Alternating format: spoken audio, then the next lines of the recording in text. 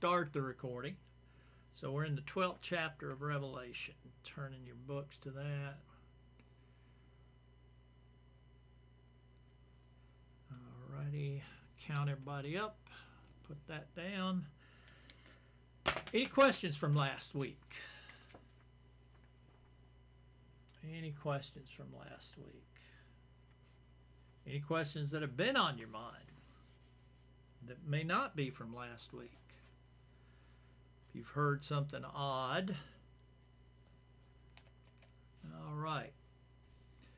We're gonna start back over. We're talking about we finished up talking about the woman in the first paragraph of chapter 12, and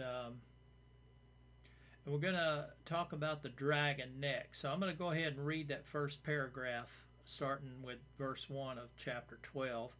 We'll read through that, and then we'll talk about the dragon that comes up. Chapter 12 in Revelation. And remember, chapter 12 actually starts in chapter 11. So we'll start in that paragraph there, which is the last verse of chapter 11. Then God's temple in heaven was opened, and the ark of the covenant was seen within the temple, and there were flashes of lightning, rumbles, peals of thunder, an earthquake, and heavy hail. And a great sign appeared in heaven, a woman clothed in the sun, with the moon under her feet, and in her head a crown of 12 stars. And she was pregnant and crying out in birth pains and the agony of giving birth. And another sign appeared in heaven. Behold, a great red dragon with 7 heads and 10 horns, and on his head 7 diadems. And his tail swept down a third of the stars of heaven and cast them to the earth.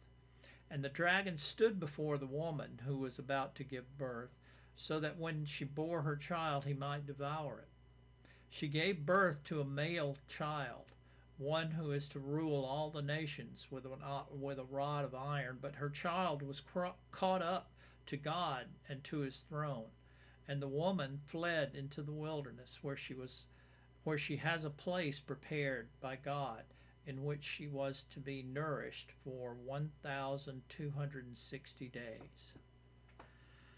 All right, we talked about the woman who, even though there are different interpretations, it seems pretty clear, to me at least, that the woman is a symbol of Israel, the nation Israel. Especially with the crown of 12 stars, and we look back to Genesis, where Joseph had his dream, and that dream pretty much echoes that vision that John saw of the woman in heaven with the sun and the moon and the stars arrayed around her. So I think it's a good guess that the woman that we're seeing there is representative of the nation of Israel with the tribes. Now we got to deal with the dragon. So we've got a red dragon there, and the red dragon has 7 heads. Well, that's odd, because when we look at the symbolism back in the Old Testament, we don't really see a beast of any kind, much less a dragon with 7 heads. There's just not one. But actually, if we use a little mathematics, I forgot one thing. Hang on a minute. Let me add this to the. No, it comes afterwards. We're okay. Don't have to add it yet. If we do a little mathematics, we find out a fairly good guess about where this 7-headed dragon comes from. And I think it's a really, really good tie-in to kind of give us an idea of how prophecy works.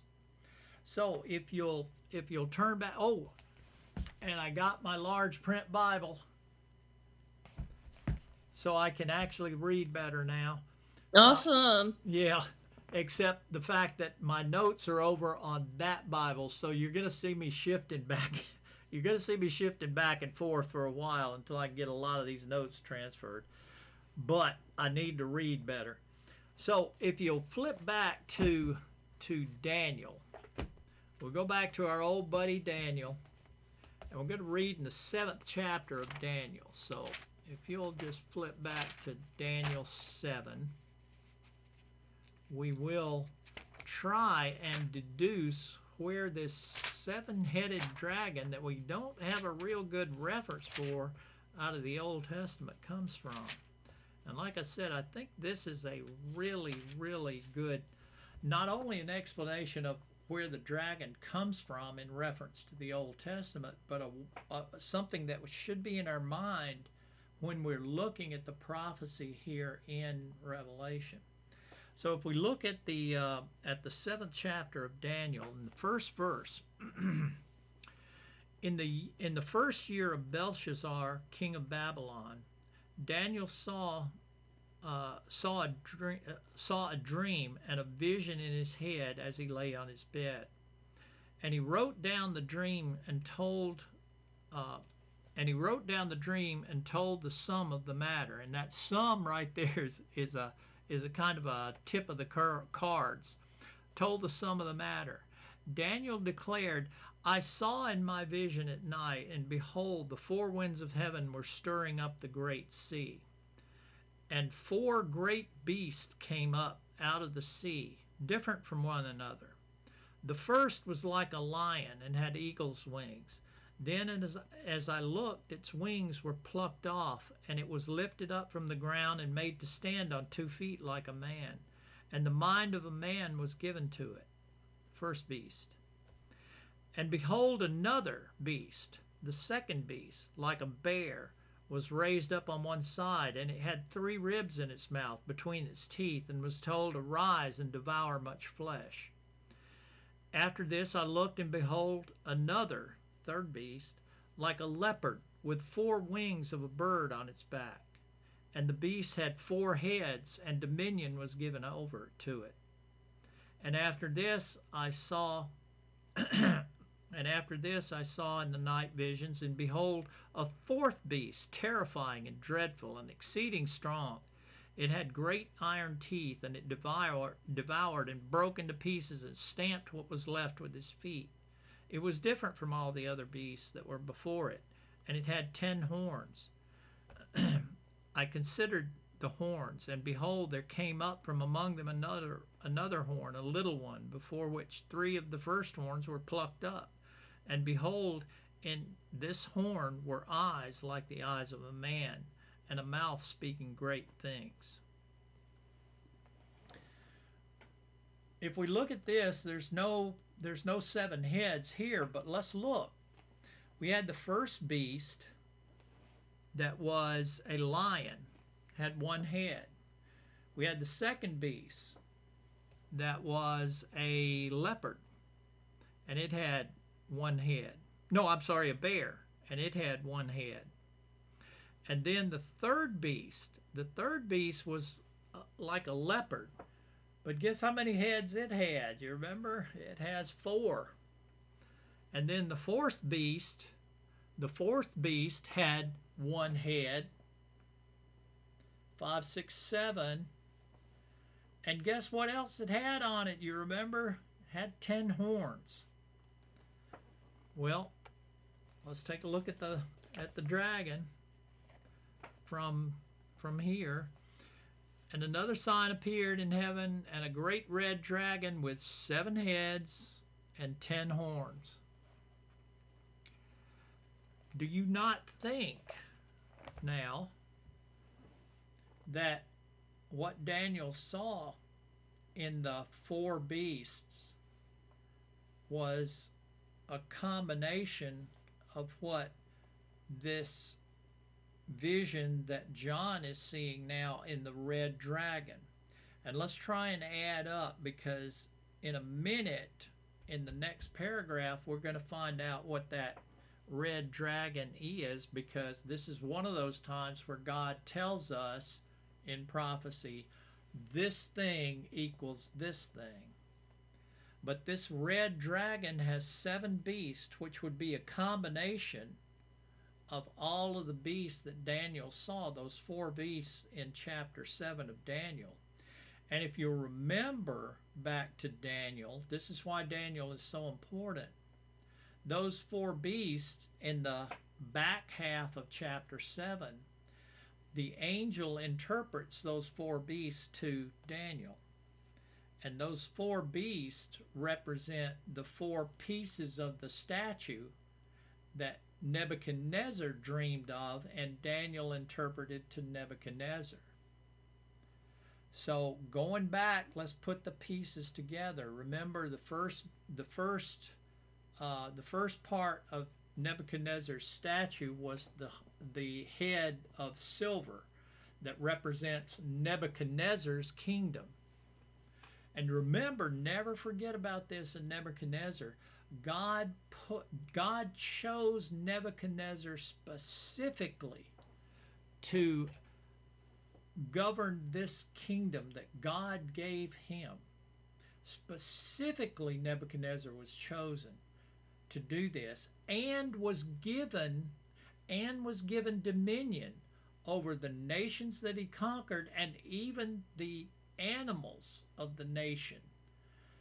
Nebuchadnezzar was given dominion over his kingdom by God himself. Never forget that about Nebuchadnezzar.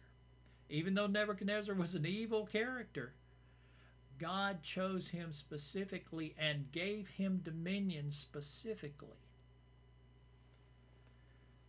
So Nebuchadnezzar, the first nation.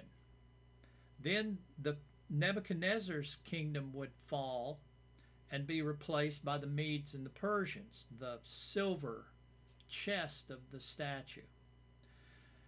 The Medes and the Persians would rule for a while, and then they would be conquered by the 3rd beast, which was the thighs and loins of bronze, which were the Greeks, Alexander the Great. That's the 4th beast. And then the 5th beast, that odd one that just seems to destroy everything, was never mentioned, but it's was never interpreted. It was just interpreted by a great powerful beast. And sure enough, if we look at history, there's not a whole lot of people that disagree that that 4th part of Nebuchadnezzar's statue was the Roman Empire, because the Roman Empire was notorious for just rolling over and destroying everything in front of it. So now we've got our four beasts combined into this red dragon.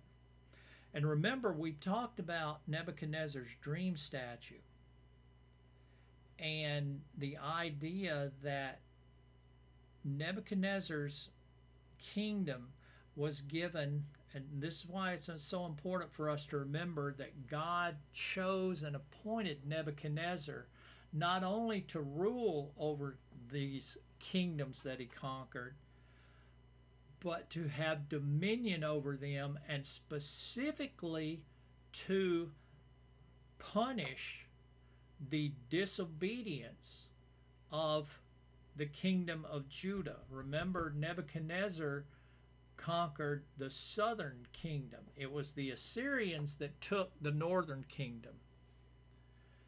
The Assyrians that took the northern kingdom. And we've got issues that we've got to deal with that northern kingdom, the kingdom of Ephraim.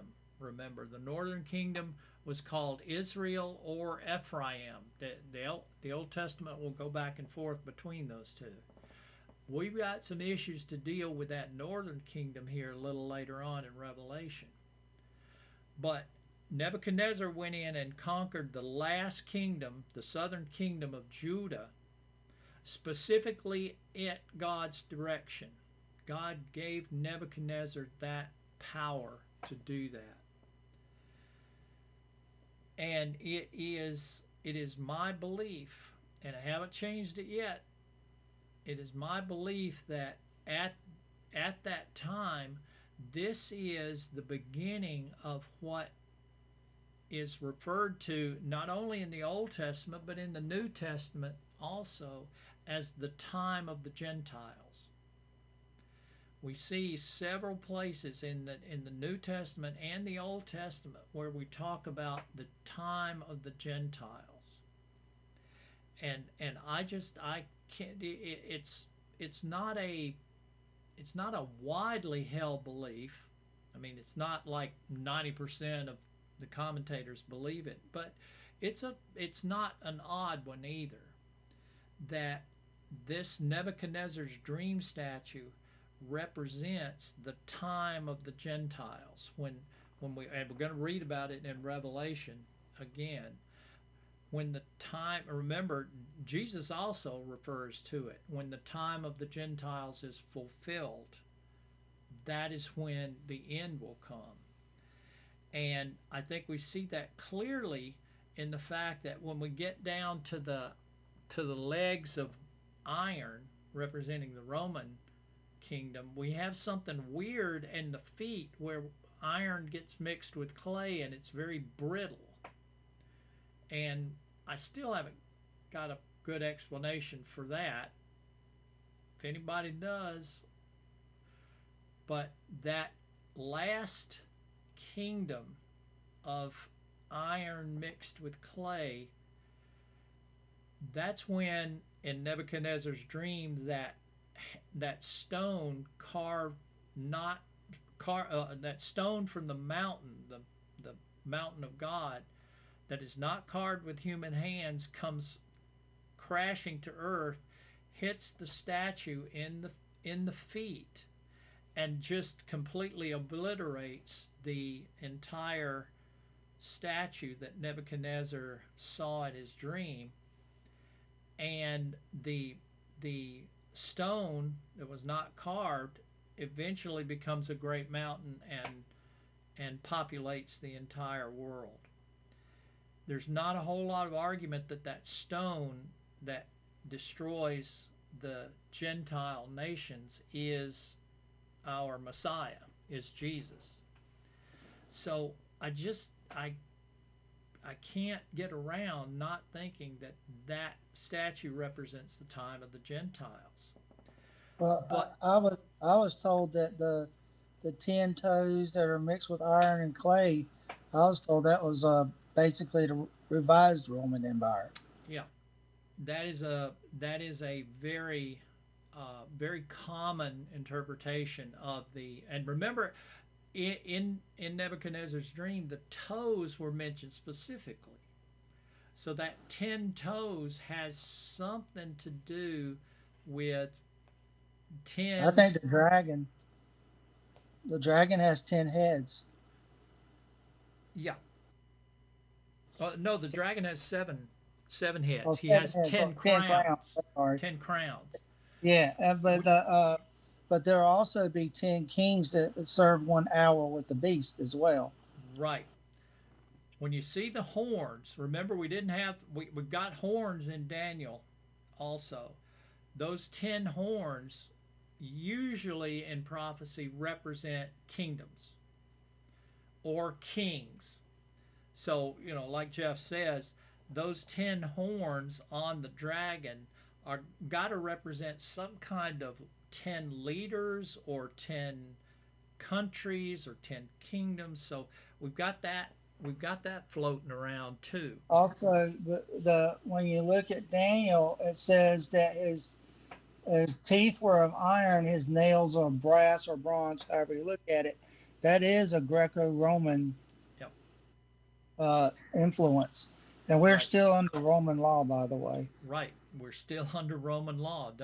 Don't forget that Roman Empire, that basically we're still, and that's why I think those that iron mixed with clay, that's got to be what we're looking at now as the last Gentile nation, that we see in that, just before the rock comes down to destroy it.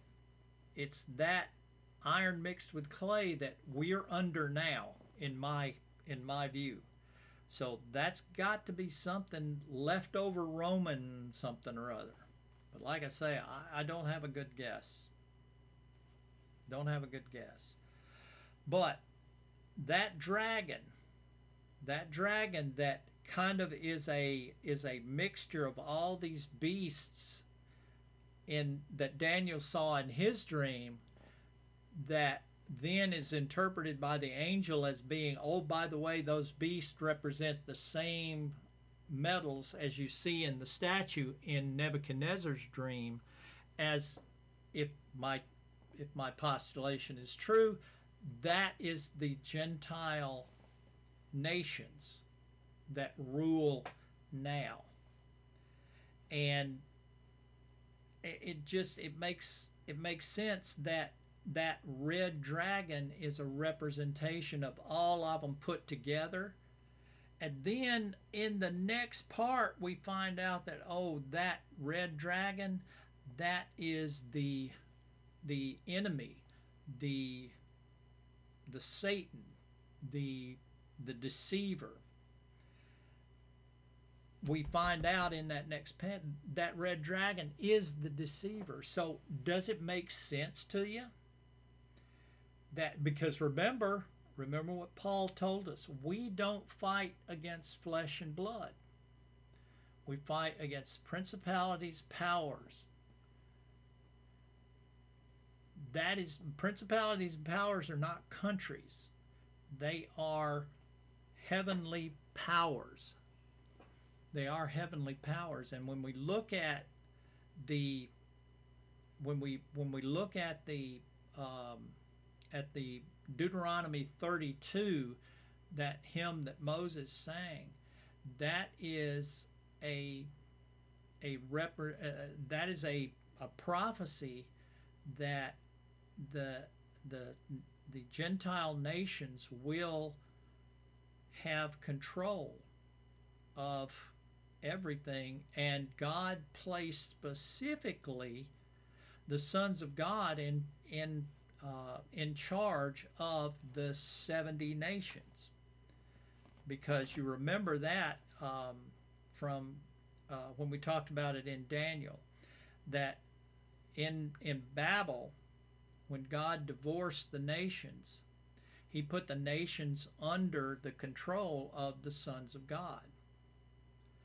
And that's in Genesis 6, I believe. Maybe I'm going from memory. That's always a bad idea.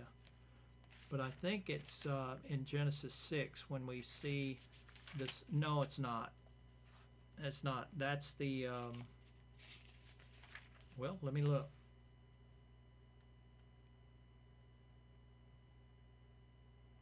No, that's just the.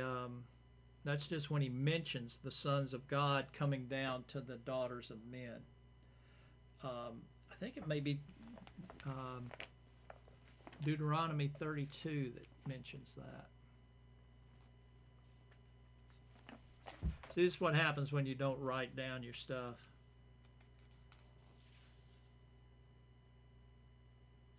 Yeah, this is the divorce decree. Deuteronomy 32, chapter and verse 7. Remember the days of old. Moses is speaking now. This is a sign of Moses, and he's right at the end of his life. Remember the days of old. Consider the years of many generations. Ask your father, and he will show you. Your elders, and they will tell you. When the Most High gave to the nations their inheritance, when he divided mankind, he fixed the borders of the people according to the number of the sons of God.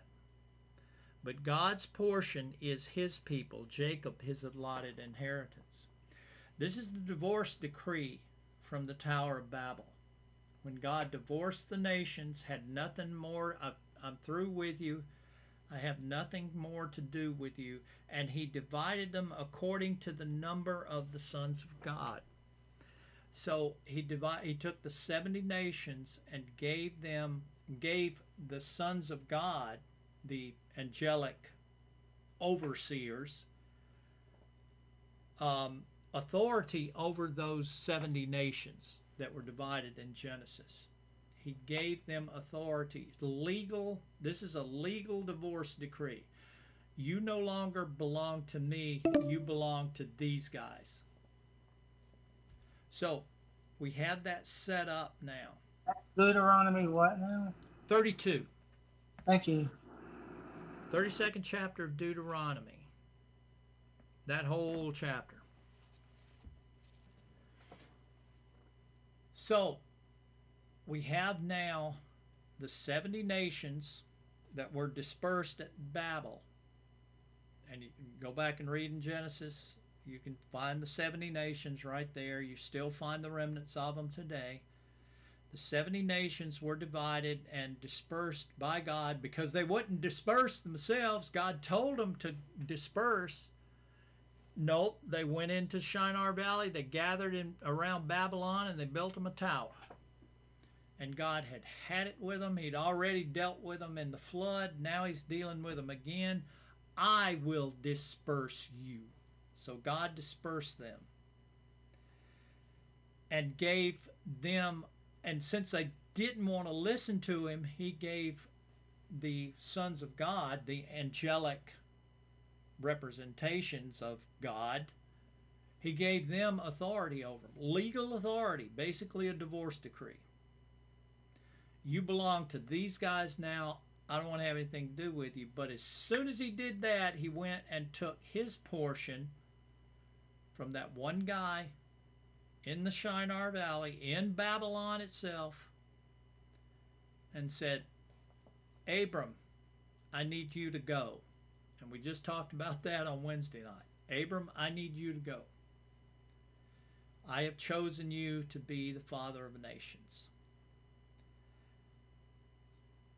And through that nation became the blessings of the world. So now we're looking back and we're looking at this red dragon who is representing the Gentile nations that Nebuchadnezzar, the Gentile kingdoms that Nebuchadnezzar saw in his dream.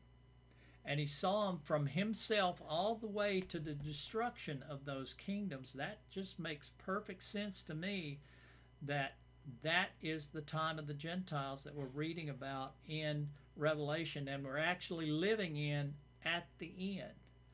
But it also is very evident that that red dragon that John is seeing in this vision is representing of main guy the main guy that's running the show. The main guy that's running the show behind the scenes in all the nations.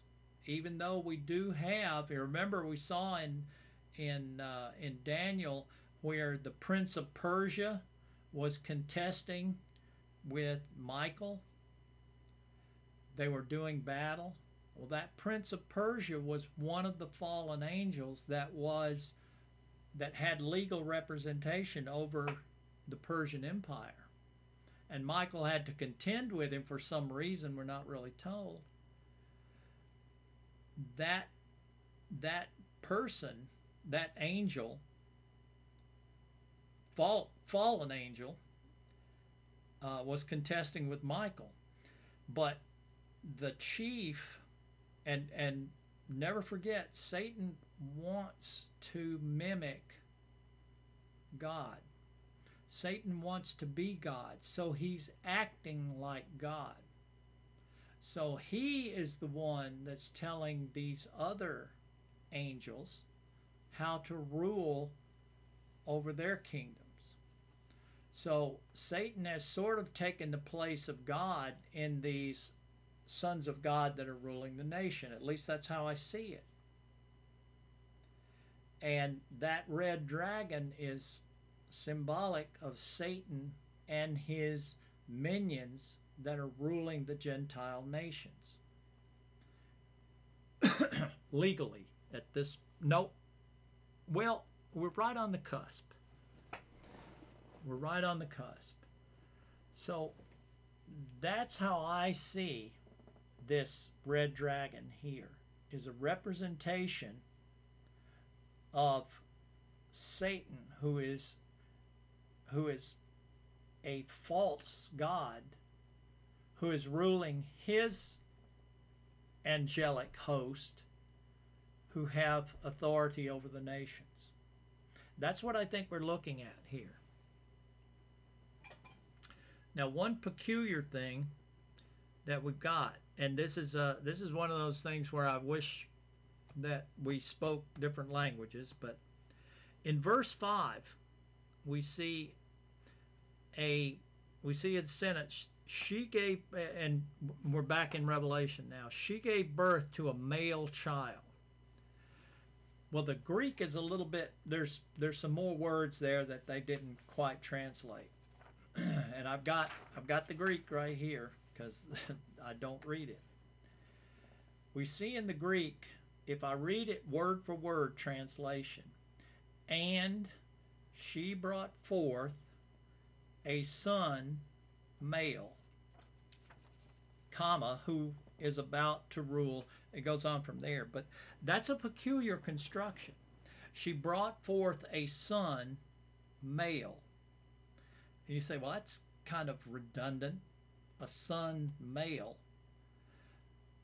until you realize that this is a Greek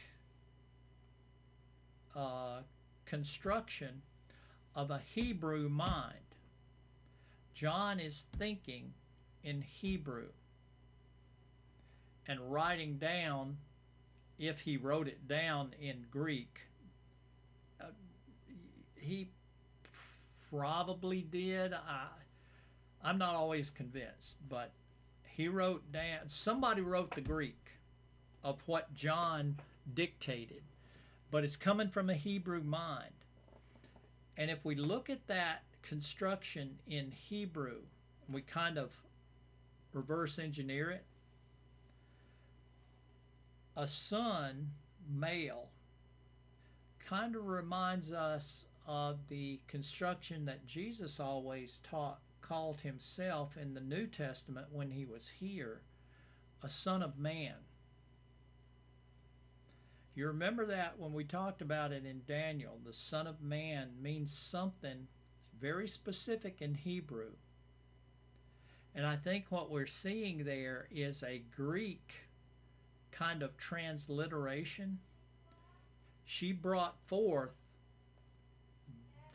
the Son of Man, which is Jesus's title, that means that right from Daniel 7, the Son of Man that came up through the clouds and was presented to the Ancient of Days from Daniel 7. So just a tidbit before we sign off tonight. I think since this isn't very good Greek grammar there, a son, male, but if you look at it in Hebrew, it makes a lot of sense. Makes more sense than a son, male in Greek. So I think what we've got here is one of those things where it'd be nice if we actually read the original language. We would recognize that's not a very good Hebrew grammar, but it sure is a good Greek grammar, but it sure is a good Hebrew grammar, and it's telling us right there that the representation of Israel, the symbol of Israel, this woman in the clouds, gives birth to the Son of Man. So that was a little trivia that I stumbled onto.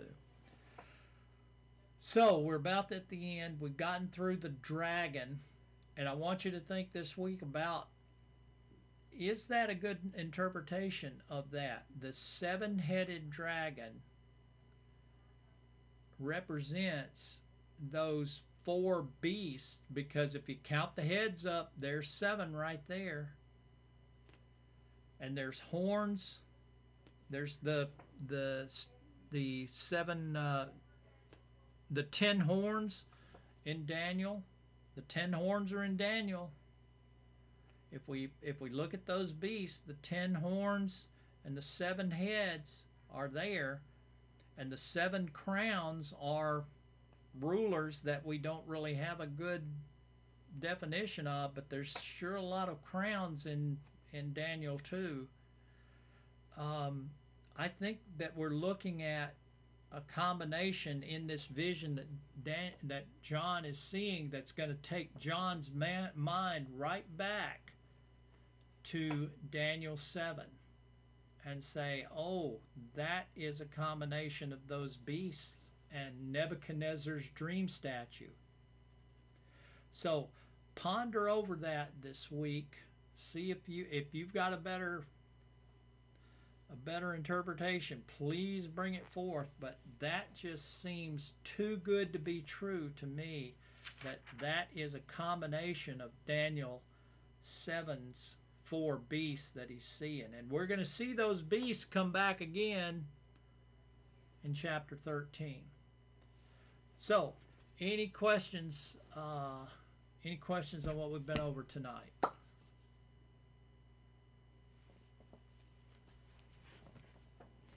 Any questions at all?